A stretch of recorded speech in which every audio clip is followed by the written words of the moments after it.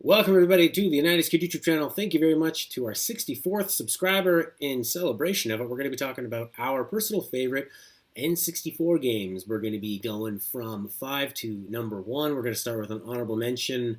And these are all personal choices because it's so hard to pick what was your favorite. Maybe you just had a friend that had, like, I played a lot of Kobe Bryant basketball. And that is a special game between me and a couple friends. It doesn't mean that it's a great basketball game or a great N64 game, but that was up there. So let's start off with our history with the N64. Matt, why don't you tell me how you ended up playing one? Like a lot of consoles, I came to it kind of late. I tend to buy my consoles after, other than actually, yeah, even PS4. I buy all my consoles late. Dreamcast is the only console that I bought day one in my entire life. Well, you But the picked a great N64, horse to back. I know, right? So my track record's not that great. But the N64 I got the Christmas after it came out, and I actually got it. If I'm not mistaken, I'll have to look up a release date, but I think I got my N64. It's wrong. I got my N64 when we moved houses, so it was in July, the July after it came out, and I got it with Star Fox 64, Mm. which damn, thinking about it, I should have added that to the list, but there, like you said, there's too many to mention. Well, we But can talk about Star Fox 64, sure. N64 was really important to me because I was in third grade and my family moved to a different part of Tennessee, totally different neighborhood, totally different school zone. So I was in a big, scary, empty house that I had never known before, didn't have any friends, totally new area, was terrified to go to school and meet new people. And that whole summer, I just thought my life was over. But I had my Nintendo 64 and Star Fox 64 actually in my brand new room.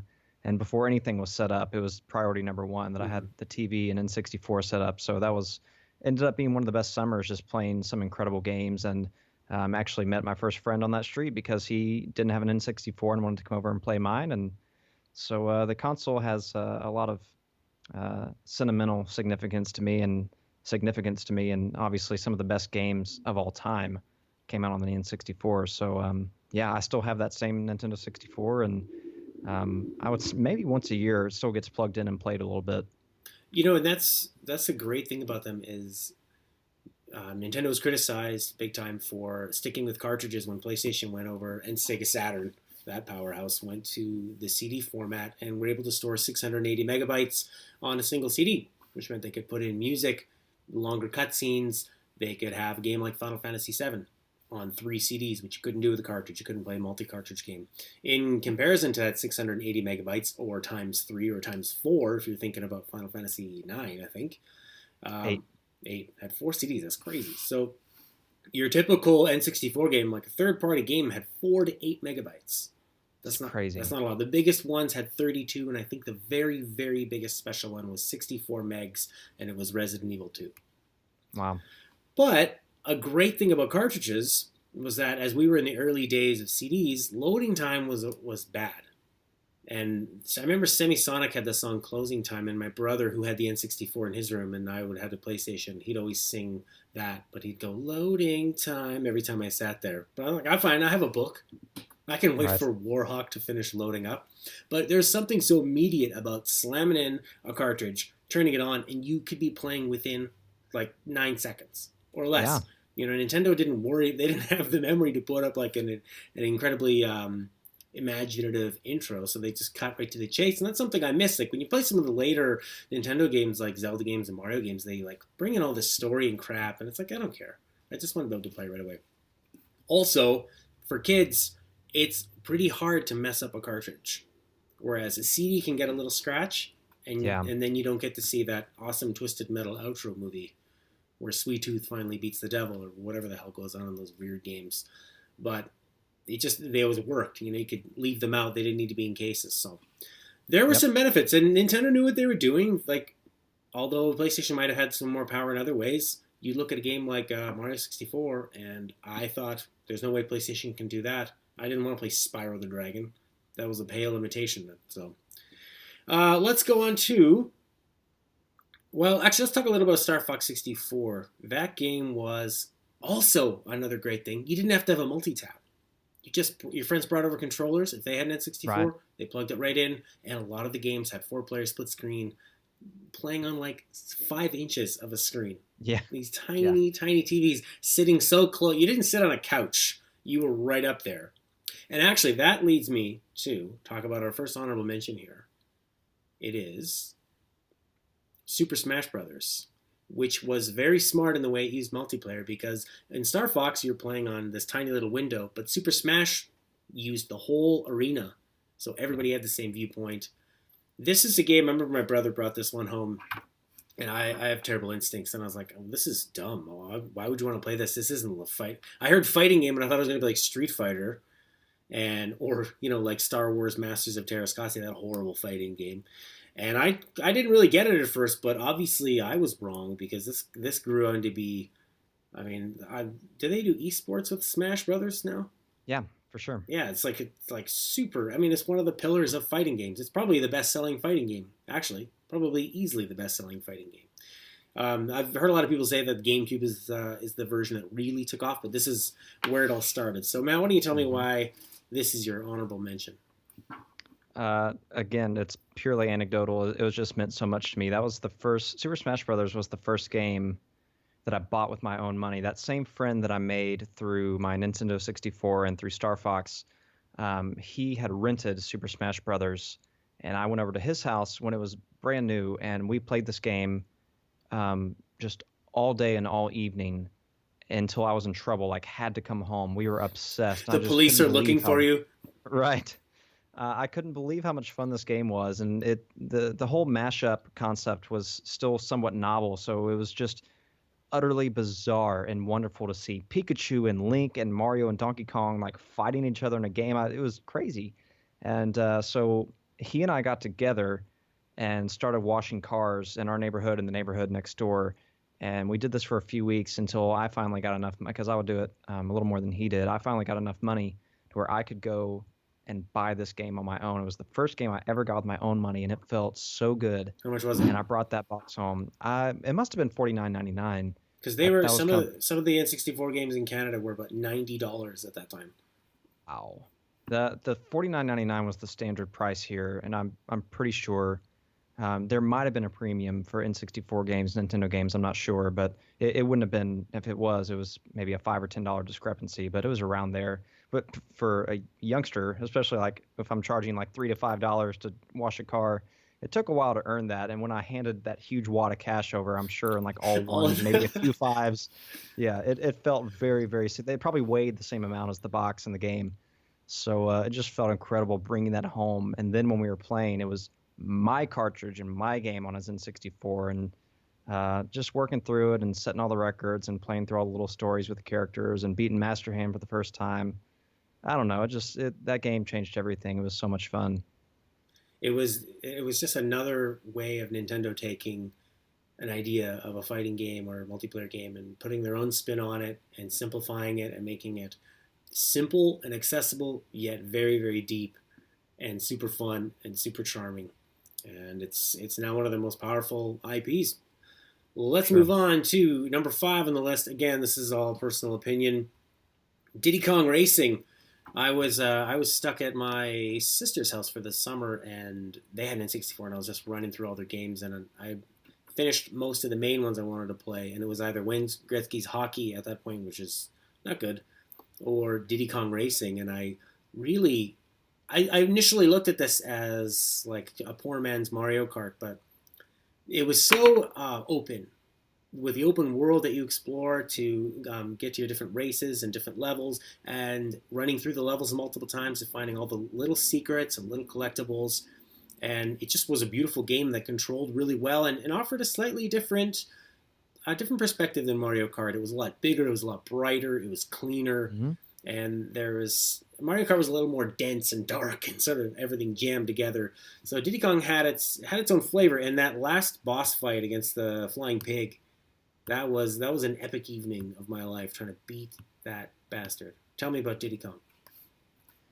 You know, people are going to crucify me for saying this, but I think Diddy Kong Racing is twice the game that Mario Kart 64 is. And I know Mario Kart 64 is just, yeah, and I'm not afraid to say that. I mean it. It's not hyperbole. I mean it.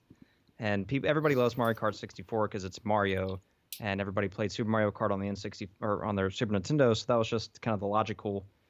When you're thinking a racing game on N64, it was Mario Kart. But Diddy Kong Racing, for anybody who didn't get to play that game, I feel sorry for you, because it was it was much better looking, and you had the way that you entered races was so it almost felt like RPG or adventure game. I mean, you were in this open area, and you started off, you only had a car, and as you went through these races and in different little sections of this world, uh, you would do a few car races, and the environment, all the tracks were really unique, and the items were a lot of fun. And then you would start getting into these hovercraft races, and you would do this hovercraft across water and on land. And then as you completed those, you would talk to this little elephant genie in the main world, and you opened up the hovercraft to use in the main little game world, and it allowed you, almost like a Metroid game, and it allowed you to like access these areas that you couldn't before, you didn't even know about. And then the most fun part was when you finally unlocked the plane, and you could take the plane through this big open area. It was so fun, and I remember being in such awe when I finally got that plane and realized I could go anywhere.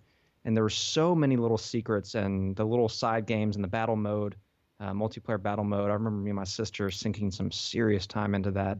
The multiplayer And modes are great. I loved the one where you're flying and you have to steal the eggs and set yeah, them and put down. them in the little nest. Yeah, it was just it was so unique. It was very very different. They did their own thing. They weren't just trying to clone, they weren't just trying to make a different kind of Mario Kart. And it kind of blows my mind that we never saw another, or like next gen or current gen Diddy Kong Racing. I think a Diddy Kong Racing on the Wii U would be incredible. Maybe I'll cross my fingers for an NX iteration, but I'm not gonna hold my breath. Yeah, they put that garbage title Mario Kart on the Wii U. They were saving the real good one for the next generation Right. of gaming. We're going to go on to one of my personal favorites, and it is either WWF No Mercy, WrestleMania 2000, or WCW NWA Revenge. I was a huge wrestling fan at the time, and the N64 was really popular. It was a time of sleepovers and friends getting three friends to come over and stay up all night, and I was not interested in going out and partying.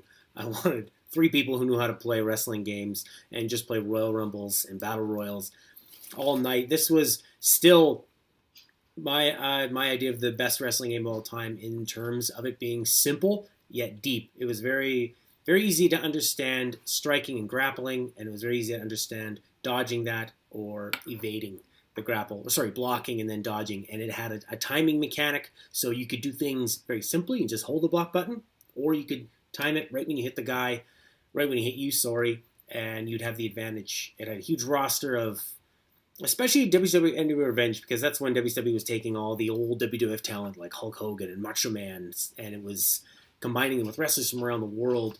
And they had made a couple wrestling games before that, WCW NWA World Tour, where they're kind of finding their WCW versus the World as well. They were finding their footing, but when they hit it with Revenge and then the next two, that's when they just perfected it. And it's a shame that they didn't make any other after that. Aki went on to become Sin Sophia, and I think the only thing close to that they made was Def Jam Vendetta, which had a Hmm. similar fighting engine, but was with a bunch of hip hop stars. And I had some friends into that. I thought I would have liked that, but it just wasn't the same. I still throw this wrestling game on. I've got a video on why I think it's the best of all time. And No Mercy still holds up to this day as people are making mods for it, and they'll update it every year. They update the graphical skins and they put all the new wrestlers into it. So if you have a Hmm. PC and an affinity towards modding and you want to play, they have everything you could ever ask for. You want to play as the old legends, pick an era and they'll have it. It's out there for the WWF No Mercy mods. Did you have much experience with this game, man?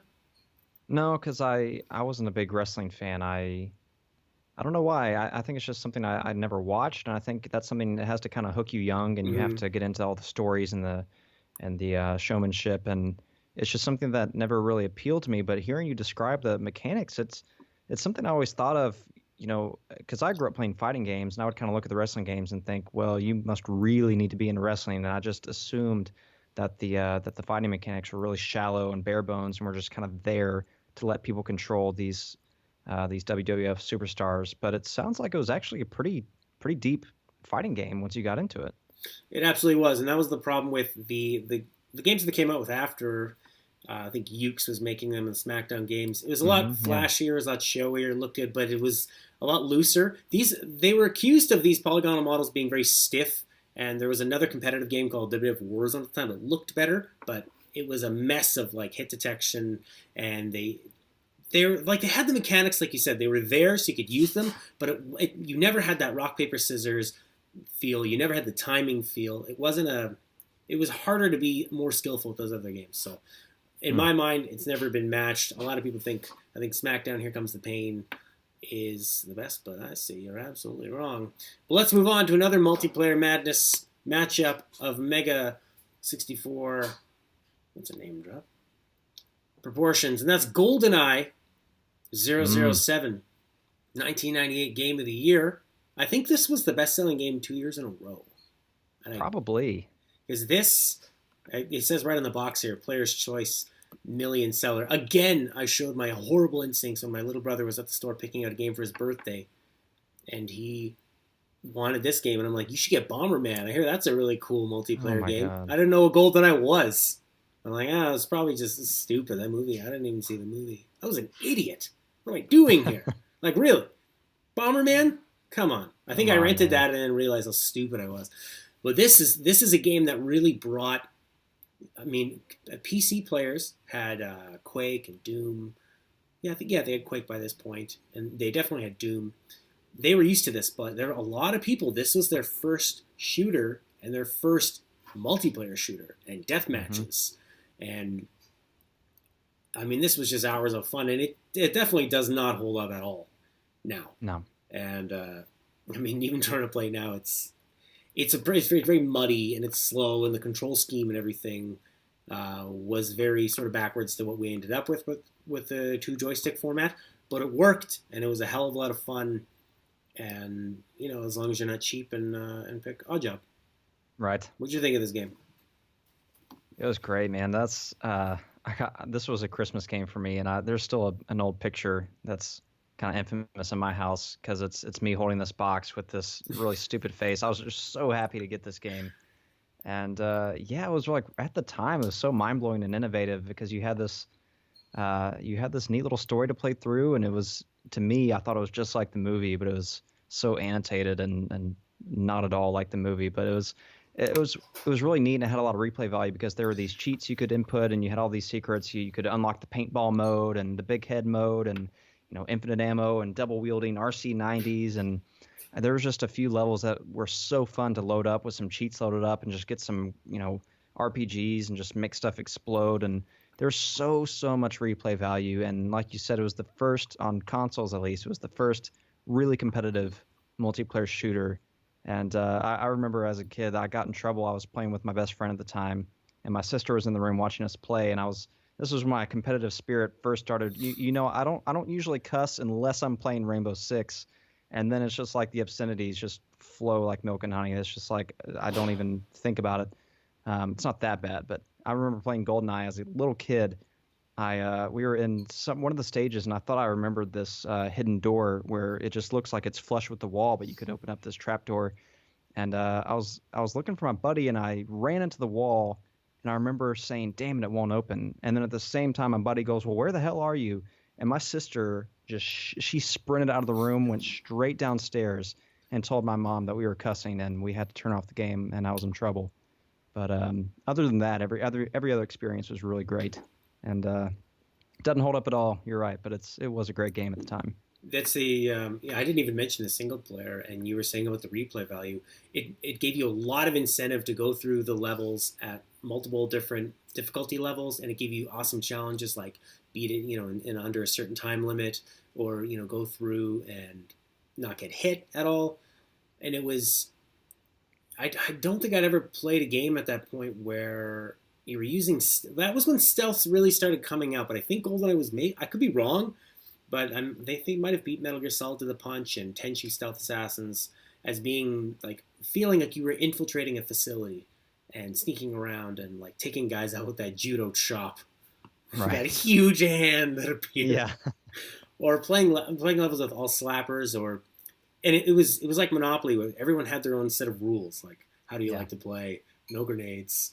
Or you'd get those dicks that thought that they were really good with mines, and they would just mine everything up. That's how I played. I was that guy. Oh my god, I was that guy. That's the worst. Yep. I loved the facility was still my number one. So okay, what would be your multiplayer setup if we were gonna play? Because I'd go facility, maybe pistols. facility, pistols, and very low health.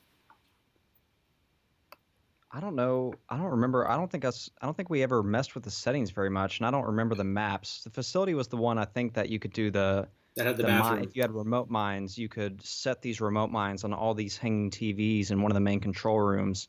And if you detonated them all at the same time, then your remote mines would float in the air instead of being tossed and sticking to surfaces.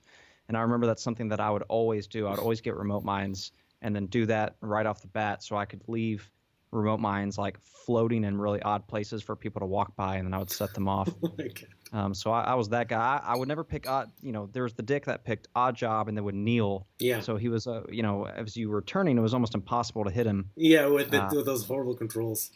right, just one stick to do everything. But I wasn't that guy, but I did do that floating remote mine exploit. Awesome, next level stuff. Well, we're Yep. down to the final two of our personal favorites. I'll let you at home have a guess. Number 2 is The Legend of Zelda, Ocarina of Time. Link still doesn't get his name on the box. The big transition from 2D Zelda to 3D. I had never played a 2D Zelda. I think my parents got me Zelda 2 when I was a kid, and I didn't really like that for the original Nintendo, so I didn't have any sort of attachment with it, but this was a game my little brother really wanted, and my stepmom, who is notorious for getting what she wants and not caring how she does it. She went to the Toys R Us, and she asked the guy for a copy. He's like, "Oh, they're all sold out, ma'am." And she's like, "What do you mean? I know you have some." And he was explaining to her what pre-orders are and how some parents paid attention and pre-ordered them, or maybe the kid did. And, that parent just thought he had Christmas sorted out. But my stepmom forced this guy. She said, "I'm here now. You're going to give it to me." And she got one of those awesome gold copies. And she told me this, and I'm really happy that we have Zelda now. But I was just thinking about this kid that's going to have to play like Mystical Ninja on Christmas Day. It's because what are we going to get that matches up to that? This is one. Some people call this one of the greatest games of all time. I wouldn't go that far, but in terms of what it did, this was an interesting game because the same team made Mario 64 made this game, and while they were making Mario 64, all the ideas they had for it, they were like, "Well, it's not going to work for Mario, but I bet you that works for Zelda." So you had some of the greatest minds that were just on fire at the time. And it kind of gave the game extra development time because they had all this Mario 64 development to sort of be like pre-production and solving the puzzles in this game. It was such a huge world when you first played that, and you go back to it and it's a lot smaller than you remember, and it doesn't look quite as good, but running around that horse in the open field, seeing things off in the distance and heading on over to it, or being like my little brother and just putting it on and going fishing for a few hours. It was an epic adventure, and it's worked so well that they really haven't strayed too much from it other than a few waggly Wii Motion Plus sword controls. So what's your story with this game, Ed? It's, I always got my consoles kind of late, and I usually got games kind of late. If it wasn't my birthday or Christmas, my parents didn't really ever buy me stuff, so I usually had to wait for stuff, and I always had kind of niche tastes as well, so I usually ended up going with games that weren't very popular, and I remember having to really justify my purchases and really try so hard to like some of the games that I bought. But I remember playing a demo that they had of Ocarina of Time at a Target, and just having to get that game and getting it that next Christmas, and I was so proud of that game for so long, and I remember playing through it, and even after beating it and getting the Goron sword or the big Goron sword, whatever they called it, and some of these extra items and stuff, I remember doing everything you could possibly do with that game, and still, it's one of those games that years later I would have a girlfriend on the phone, and I'd be waiting to go to bed before school, just sitting in my chair, and I could pop that thing in, and it still felt really good and really important and really I just remember it feeling significant, and I remember being very proud of it for a long time and just loving it. And I think a lot of people had a similar experience, which is why, even though it might not hold up, I think it does hold up pretty well. But like you were saying, you go back and it feels a lot smaller than it did back then, and that's true. But I think the reason people don't hesitate to say one of the best games of all time is at the time, it felt like the most mind-blowing open world 3D adventure that we had ever experienced. And there's a lot to be said for that. They did an incredible job with that, especially for the inaugural 3D Zelda experience. I mean, that was their first go at making something like that, and they did it perfectly. Just an incredible game. That was I remember being in high school in computer class, and we would go on IGN and GameSpot, and we check out all the different reviews. And the PlayStation team, we were like, Metal Gear Solid had just come out, and we're like, look at that, it got a 10. Although I think GameSpot or IGN, one of them gave it a 7. Maybe like a contrarian store. But we were really proud of Metal Gear Solid. We thought, look, we're playing the real games. And then Legend of Zelda was their ace, and it came out a few months later, and it was the other 10. It was holding up on both ends. And I think back on how stupid it is to be so competitive and take that stuff so personally, when really you should just be happy that you have wildly different experiences. You know, if we just had a PlayStation and Saturn at the time, you know, Saturn did a couple interesting things as well, but I guess a better example is if we only had PlayStation and Xbox now. I'd love having that other end of it, where you're not going to play a Zelda type game on PlayStation, except for what is it, Alundra. But yeah, this game is huge. One of the things I loved about it was that they didn't have a jump button.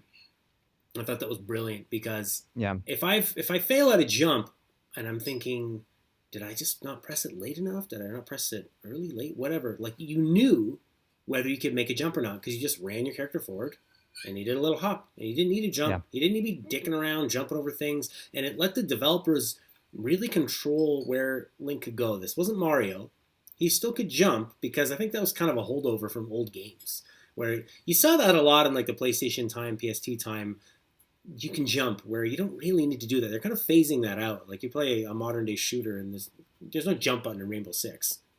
Right. So there's a vault, but only when you need to. So it's able to kind of fine tune that experience. And Zelda was when we really started seeing it. It's incredible to see what they did just on their first try. You know, it's like handing somebody a violin, and they're like, is this it? And they just play, you know, like Moonlight Sonata. It's not a song you play on the violin.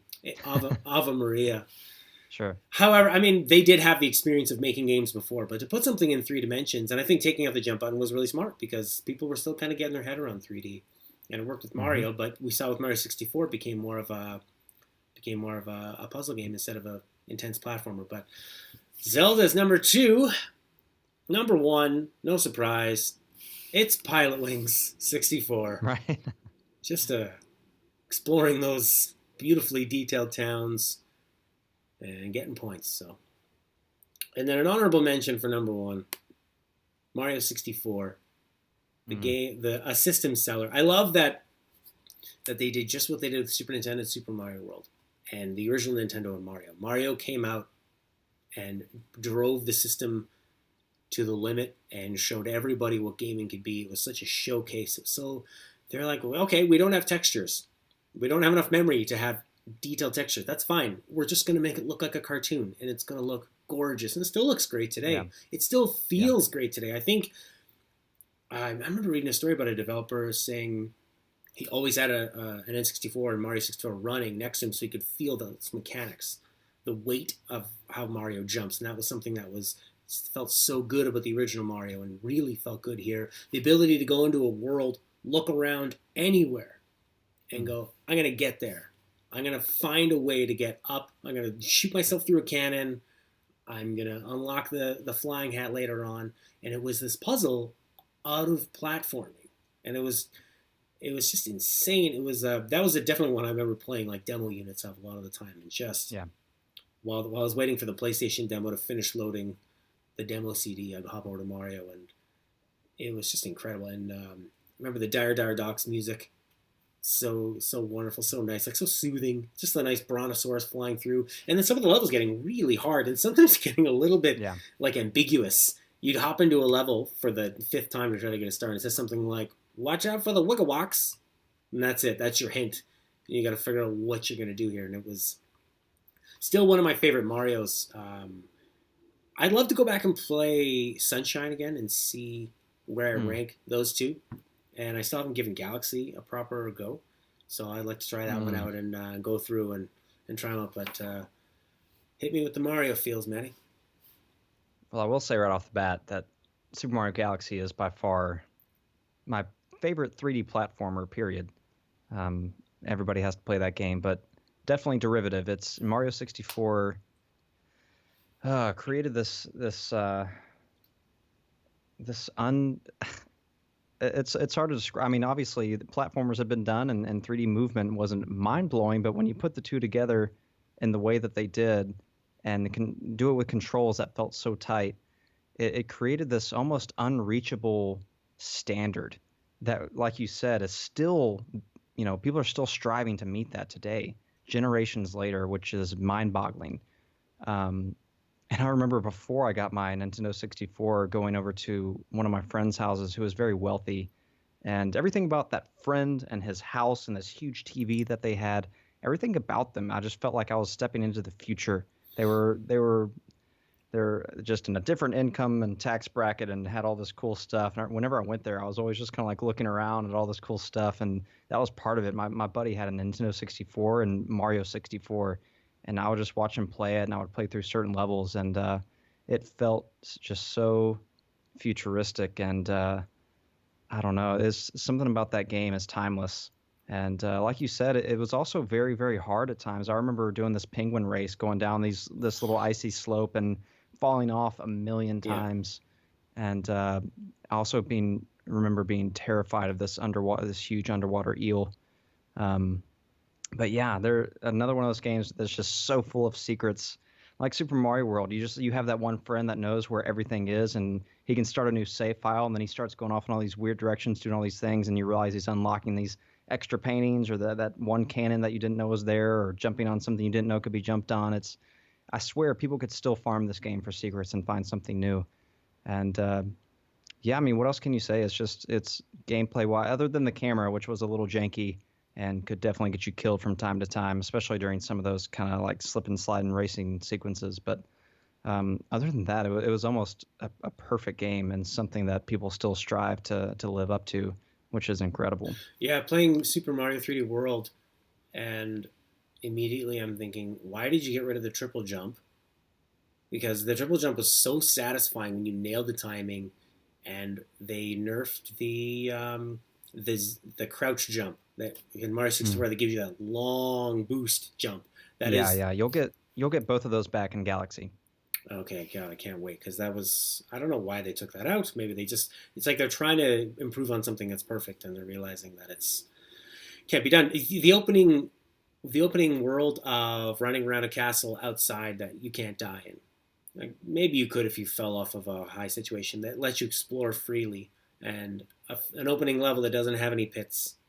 That I love that opening level actually. I remember as the levels got Yeah. harder and harder, and everything was covered in fire, and poor Mario's burning his butt in that really charming way. I always wish I wish there were more levels like Big Bubba on Battlefield. I want to talk to a Koopa Troop who's nice and go for a little race. I just want to hang Yeah.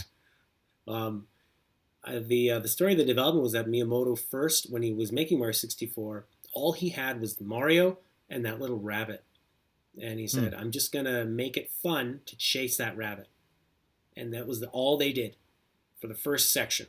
They make sure Mario feels incredible, and he controls tight, and you can catch if you can catch a rabbit that's that fast, and it's fun, then we'll start building a world around that and building all the Hmm. platforms for those capabilities. And it's just this genius game making where you see games now, it's so obvious sometimes that even though we've learned so much, they've learned so much, like I make games, over the decades of gaming, that you see something in a game, you're like, that was a committee wanted that in the game. And then they built something around it. It's like The Order 1886 and they just wanted to make this gorgeous, beautiful game. And then they're like, "Oh, right, yeah, it's a game, so we have to do Yeah. some of that gamey stuff along the way." And I remember reading some reviews of the order, and they're like, "It's a lot of walking around, and not fun walking around like Firewatch or what was that other one you really like, the Stanley Parable?" Oh, Talos Principle, Yeah, any one of The those. Witness. Yeah, sure, The Witness, whatever. Like a game that actually makes walking fun. It was just more like a tour through it. But Mario was just the joy of movement, and they nailed it and they perfected it. So we could talk about N64 some more. If people want to hear us go with some other underrated hits, I'd love to talk about it. Maybe we could talk about Blast Core sometime. And we will, but we just wanted to say thanks everybody for continuing to subscribe. Maybe we'll get to, what would be the next big one we could do? What's another milestone? 75? 100? 128. We'll do a Dreamcast video on 128, 128-bit consoles, man. Okay, all right. Future. Maybe 100 we could do. We could start our top 100 games list, and we can start working our way down. But whatever you guys want to see, let us know. We're happy to chat about it. And thanks for supporting. But until we meet again,